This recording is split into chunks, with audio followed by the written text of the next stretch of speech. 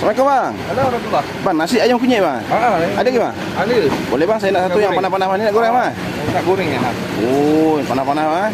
Oh, ni sayur-sayur dia bang. Ni sayur. Bang, ni kalau macam ni satu set berapa ringgit bang? Ayam satu set RM7. Yang tu yang daging tu? Daging RM8. Kedai kat mana bang? Kedai kita ni senang je.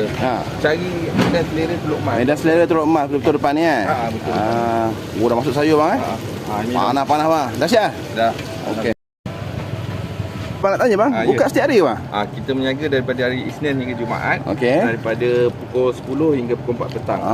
Oh, ni kicap-kicap dia? Ni kicap. Lepas tu bang, saya punya kalau nak campur boleh bang? boleh. RM10 RM10. Buat yang RM10 Saya nak try juga daging dia nampak macam sedap je.